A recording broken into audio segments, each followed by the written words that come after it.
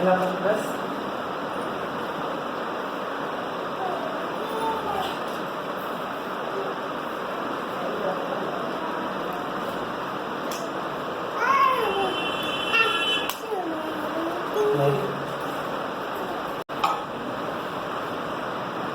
पहला पत्रस 1:15 ऐसा पकड़ लीजिए। पहला पत्रस 1:15। आज कुछ ऐसी बातें जिनके बारे में पढ़ेंगे। पवित्र जीवन, पवित्र जीवन जीना है। बाइबल कहती है कि हमें, अगर हम यीशु मसीह को मानते हैं और यीशु मसीह में चल रहे हैं, उस पर भरोसा करते हैं, उस पर विश्वास करते हैं और अपने आप को यीशु मसीह के विश्वासी कहलवाते हैं, तो हमें यीशु मसीह की तरह पवित्र जीवन जीना होगा। जब अब पवित्र जीवन के बारे में कुछ बातें, जैसे कि हम नया जन्म पाते, जब तक हम नया जन्म नहीं पाएंगे तब तक हम पवित्र जीवन नहीं जी सकते। और नया जीवन कैसे पाते हैं कि वो पवित्र आत्मा की ओर से हमें मिलता है। जब हम यीशु मसीह को स्वीकार करते, यीशु मसीह पर भरोसा करते, उस पर विश्वास करते और मन से अंगीकार करते कि हाँ, यीशु मसीह मेरा उद्धार करता है, तो क्या होता है, पवित्र आत्मा हमारे अंदर एक बीज बोता है।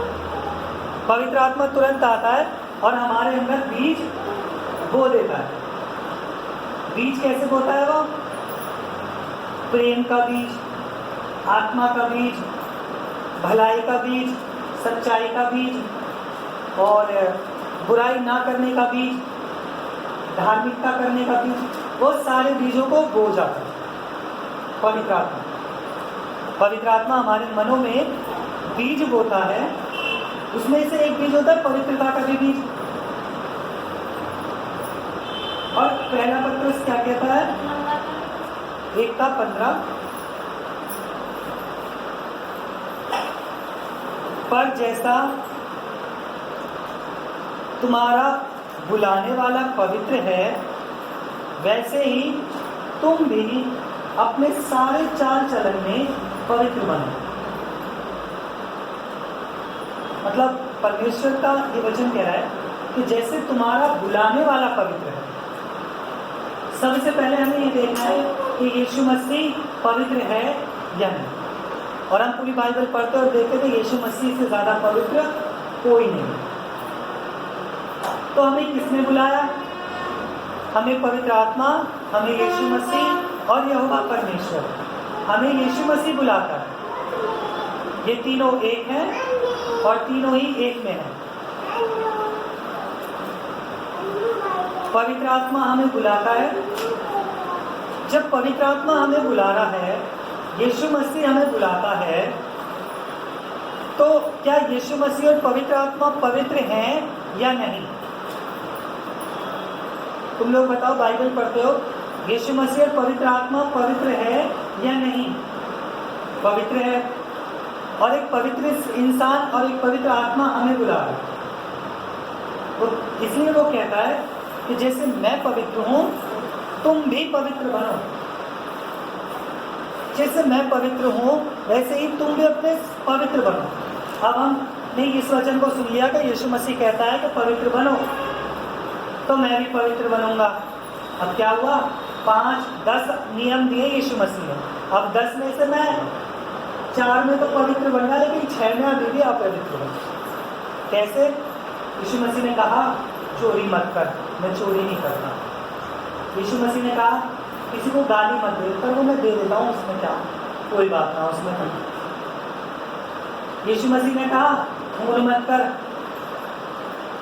पर मैं किसी के साथ मारपीट तो कर लूँ, मैं खून ना करता हूँ, मारपीट तो कर ही लूँ। मतलब क्या?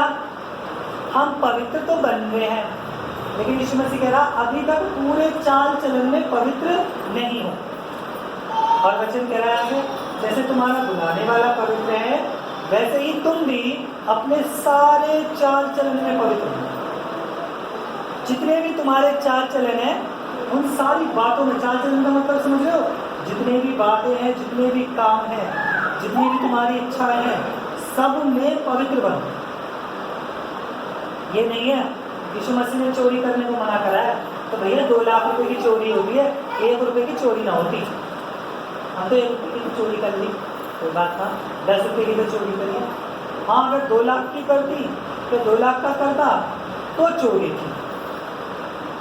नहीं, बाइबल कहती है चोरी चाहे 1 करोड़ की करो, चाहे चोरी 1 रुपए की करो, परमेश्वर की नजर में दोनों बराबर, दोनों ही चोरी है।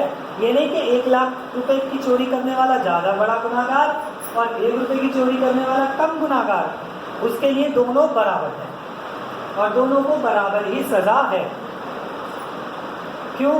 क्योंकि यीशु मसीह ने कहा चोरी नहीं करनी। उसने ये नहीं कहा ज्यादा बड़ी चोरी नहीं करनी, छोटी कर सकते हो, उसने ऐसा कहीं नहीं बोला। उसने बोला चोरी नहीं करनी। और हम क्या हो रहे हैं अभी? अपने चाल चलन में पूरी तरीके से पवित्र नहीं बन रहे। और परमेश्वर कहता है अपने सारे चाल चलन में पवित्र बनो। हमें अपने सारे चाल चलन में पवित्र बनना है। जब हम पवित्र बनेंगे तो हम क्या सिद्धता की ओर बढ़ते चले जाएंगे।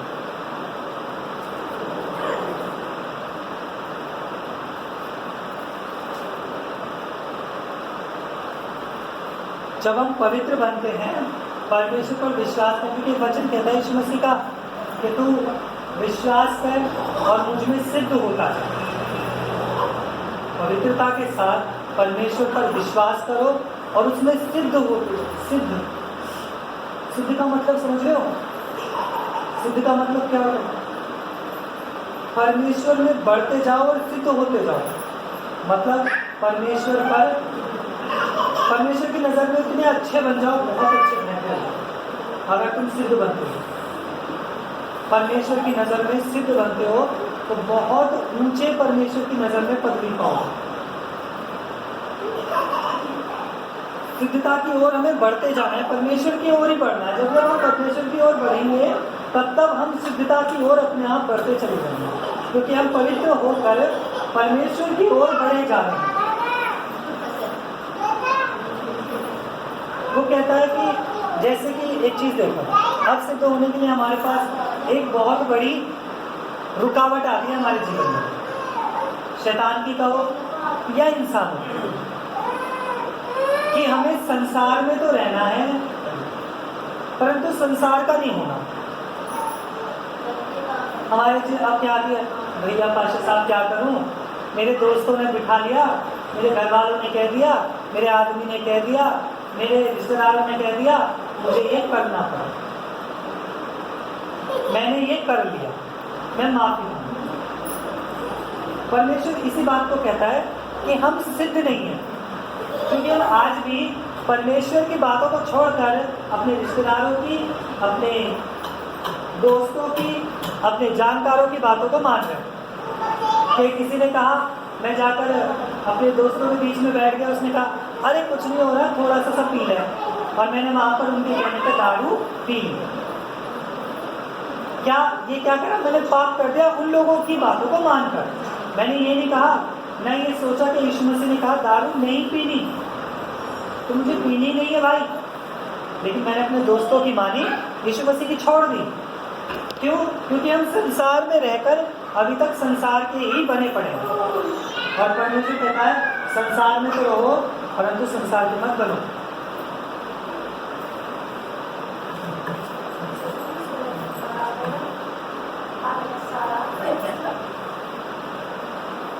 जैसे संसार में रहकर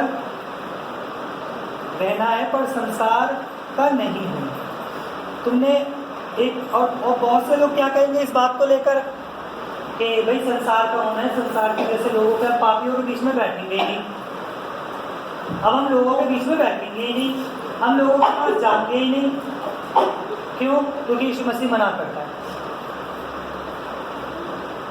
यीशु मसीह मना करता है, लोग ये कहेंगे कि हम पापियों के बीच में बैठेंगे ही नहीं, पापियों के पास जाएंगे ही नहीं, हम तो दारू पीने वालों के पास ना बैठे, हम तो लड़ाई झगड़ा करने के वालों से बात भी ना गए। यीशु मसीह इस बात को मना नहीं करता। जब तक तुम उनके पास जाकर बैठकर उन्हें बताओगे नहीं, वो समझेंगे कैसे यीशु मसीह के बारे में। परमेश्वर एक उदाहरण देता है, एक उदाहरण समझो। पानी की नाव देखिए, पानी की सबमरीन। एक पानी की नाव ऐसी होती है, एक तो होती है जो पानी के ऊपर चलती है, वो तो पानी की नाव और पानी का जहाज होता है। लेकिन एक पानी की नाव ऐसी होती है जिसे सबमरीन बोला जाता है, जो कि पानी के अंदर चलता है और कई किलोमीटर नीचे तक पानी में चला जाता है, लेकिन उसके अंदर एक बूंद तक पानी नहीं जाता। अगर उस पानी की सबमरीन को मैं पानी से निकाल कर बाहर जमीन पर रख दूं, तो क्या मैं सही कर रहा हूं? वो किस काम के लिए बनाई गई है? पानी की सबमरीन किस काम के लिए बनाई गई है? पानी में तैरने के लिए, पानी में अंदर घूमने के लिए। आजकल जो पानी की हमारी सेना है ना, जल सेना, उसके पास ये होती है। तो वो लोग पानी के नीचे नजर रखते हैं कि कहीं दूसरे देश के लोग आ तो नहीं है पानी के जरिए समुद्र के नीचे नीचे हमारे देश पे हमला करने के लिए। तो वो लोग उसके लिए अंदर बैठ कर और नीचे पानी के उसे चलाते हैं। अगर उसको निकाल कर पानी से बाहर रख दिया जाए तो वो फिर किस काम का? बेकार ही है। लेकिन अगर वो पानी में रहेगा तो वो अपना काम बखूबी कर रहा है। लेकिन एक चीज देखो, पानी में है, समुद्र में है, लेकिन समुद्र के पानी की एक बूंद उसके अंदर नहीं जाती। क्यों? क्योंकि उसके अंदर बैठे लोगों को ये विश्वास है कि ये सबमरीन जो बनाई है, इसकी दीवारों को हमने बहुत मजबूत बनाया, इसका शीशा भी इतना मजबूत है कि पानी अंदर नहीं आ सकता।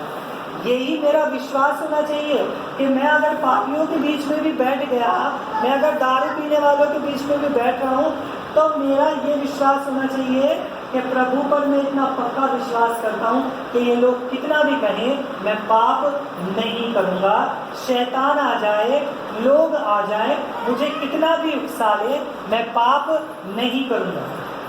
मैं बेशक पापियों के बीच में बैठूंगा, लेकिन पाप नहीं करूंगा। यीशु मसीह से सीखो, यीशु मसीह की पूरी बाइबल पढ़ लो, मत्ती, मरकुस, लूका, यूहन्ना, चारों किताबों को पढ़ लो।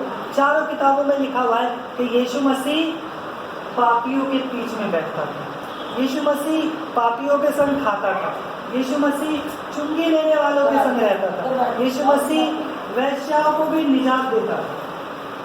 ऐसे ऐसे लोगों के संग हो रहा।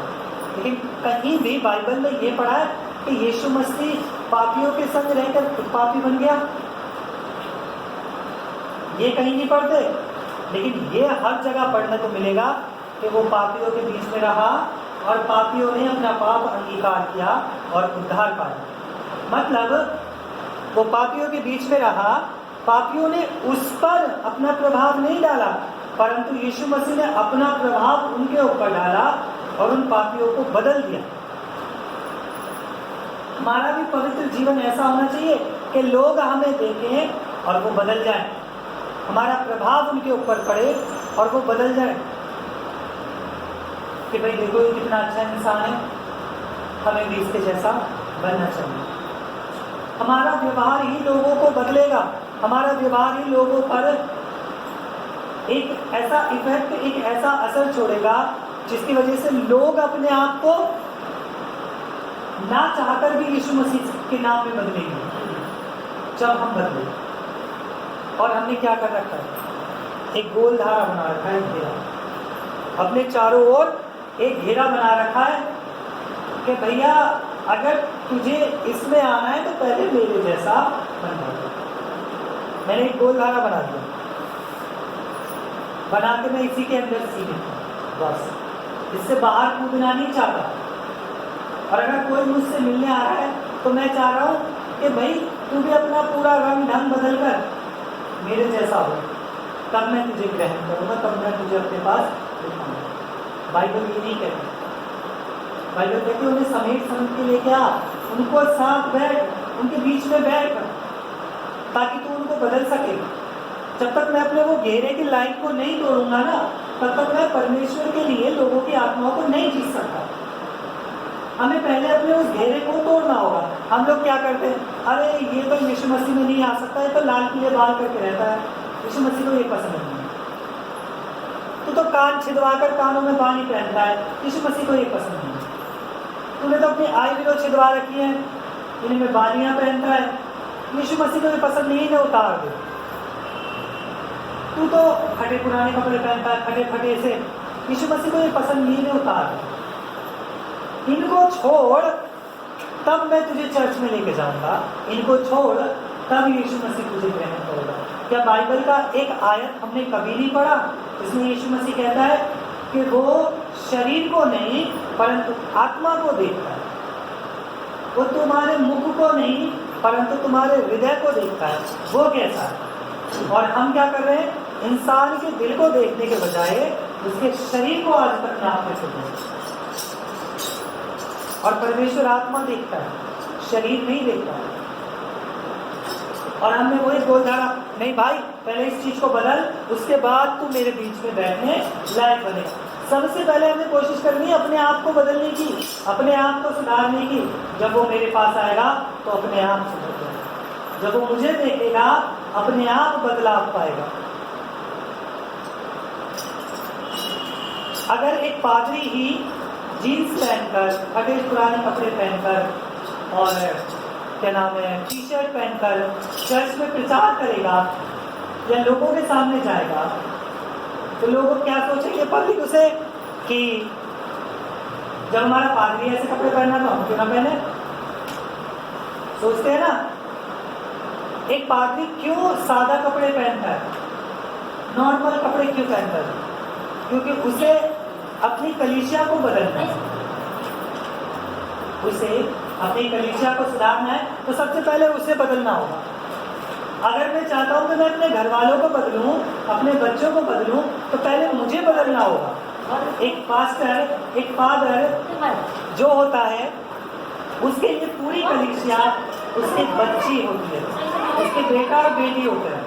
वो उन्हें बदलने के लिए पहले खुद बदलता है, तब उन्हें बदलता है। तो इसीलिए सबसे पहले हमें अपने आप को बदलना जरूरी है।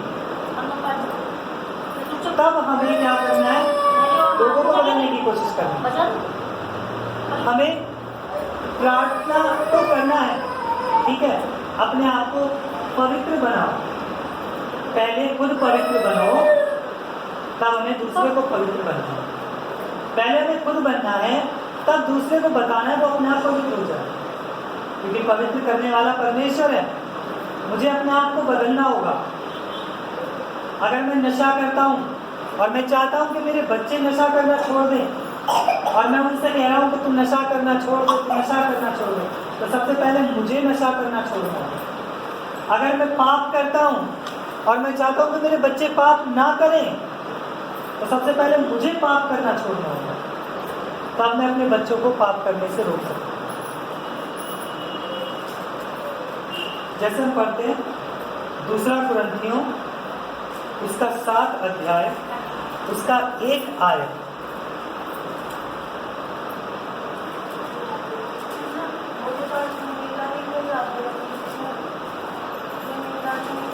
प्रार्थना करो, प्रार्थना करो, प्रार्थना करो, प्रार्थना।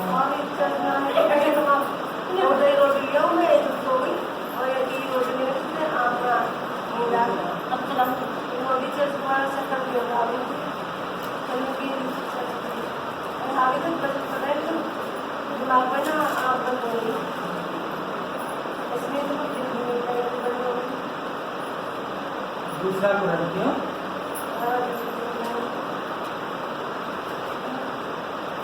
2 का 2 कुरिन्थियों 7 का 1।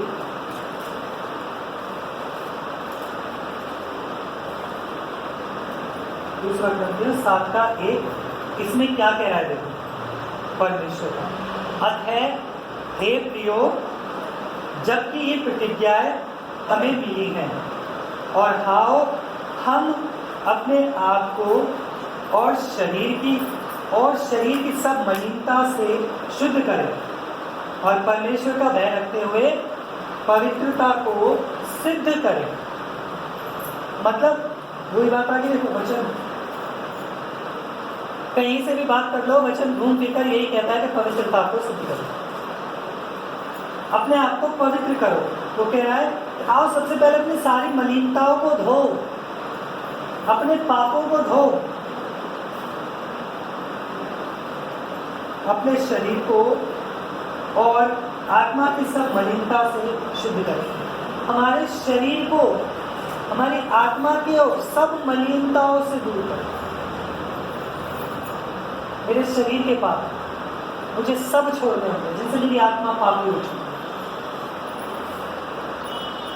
अगर देखो शरीर के पाप और आत्मा के पाप अलग अलग नहीं होते। हम जो शरीर से पाप करते हैं ना, वो ही पाप हमारी आत्मा को अशुद्ध कर देते हैं। तो हमें जरूरत है सबसे पहले अपने सारे शरीर के पापों को छोड़ने, अपने मन के पापों को छोड़ने। उससे क्या होगा? हम अपनी सारी मलिनता को विश्वास करो प्रभु पर। देखो अब ये सोचोगे कि हमने तो बहुत सारे पाप करे, अब हम काहे से धोए? पास्टर साहब एक काम करो, एक लोटा पानी लेकर उसमें दुआ करके हमारे ऊपर डाल दो, हमारे सारे पाप धुल जाएंगे पुराने, अब हम आगे चलेंगे। नहीं, कोई नहीं है इस दुनिया में जो तुम्हारे पापों को धो सके सिवाय एक के, और वो है यीशु मसीह का लहू जो हमारे पापों को। पहला पत्रस 1:15 में लिखा हुआ है कि उसके पुत्र प्रभु यीशु मसीह का लहू हमें हमारे सारे पापों से शुद्ध करता है।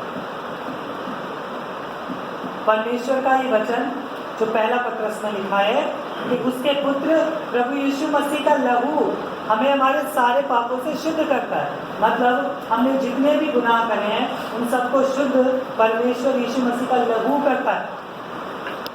तो मुझे विश्वास करना होगा कि यीशु मसीह उसका लहू मुझे मेरे सारे पापों से शुद्ध करता है।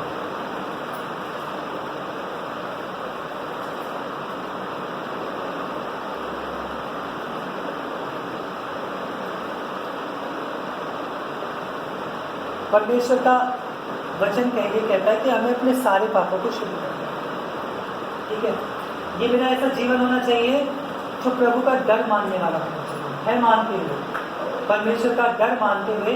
जैसे कल रात के प्रचार में मैंने बताया था कि परमेश्वर का डर मानना, परमेश्वर का डर मानते हुए हमें अपने आप को पवित्रता में सिद्ध करते हुए जाना।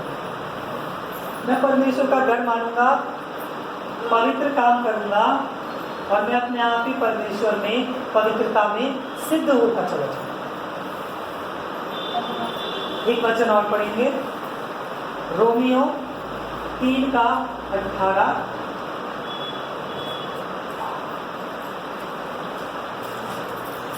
रोमियो 3:18।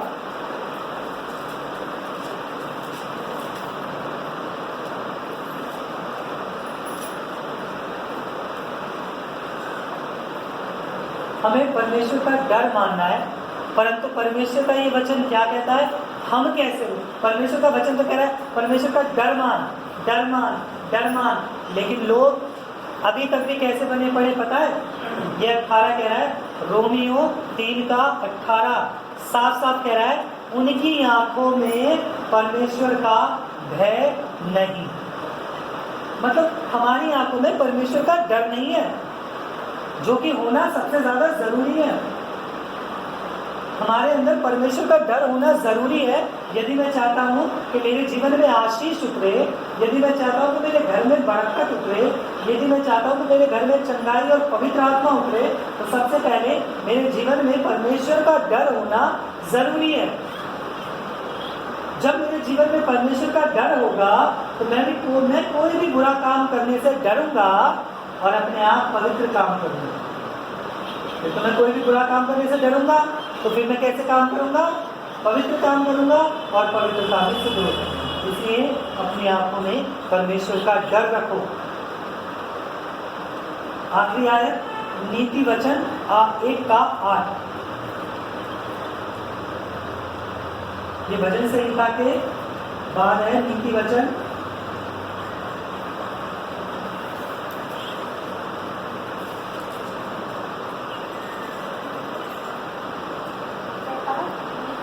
नीति वचन 1:8।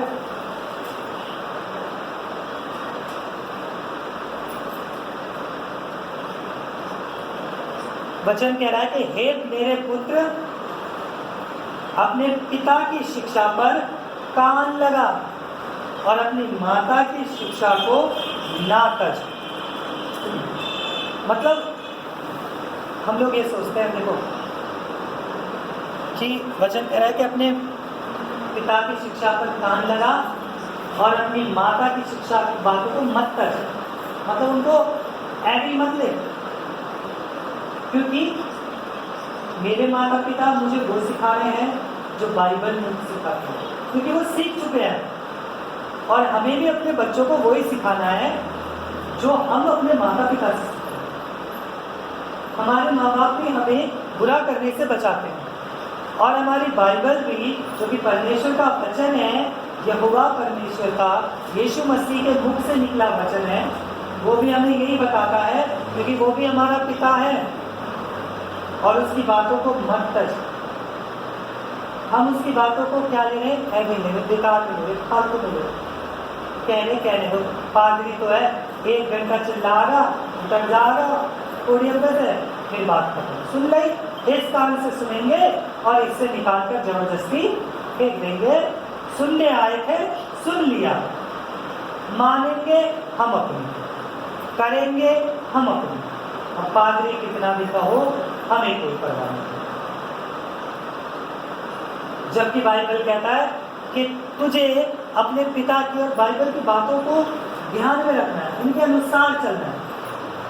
लेकिन हम क्या करते, नहीं चलते, फिर मुसीबतें आती हैं, परेशानियां आती हैं, फिर कहते प्रभु मेरी मुसीबत है, हाय मुझ पर ये मुसीबत कहाँ से, हाय मुझ पर ये दिक्कत कहाँ से।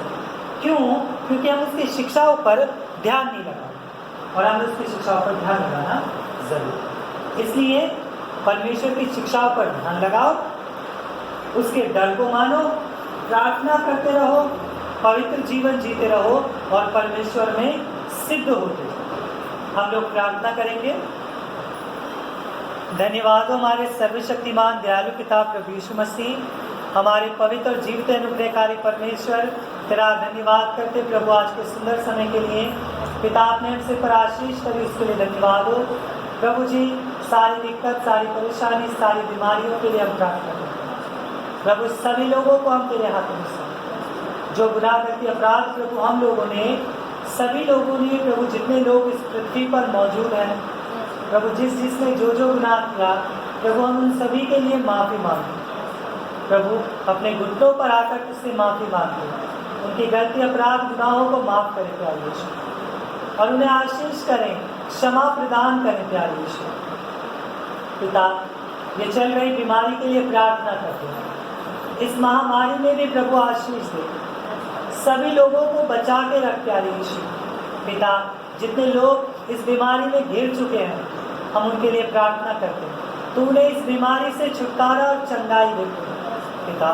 जितने लोग, जितने दास इस बीमारी में सो चुके हैं प्रभु तेरे नाम में पिता, हम प्रार्थना करते हैं उनकी आत्माओं को प्रभु जी तू अपने पास स्वर्ग में परमेश्वर सलामती के साथ प्रभु जी अपने साथ रख पिता। प्रभु जी वचन हमारे जीवन में काम करने वाला बने प्रभु।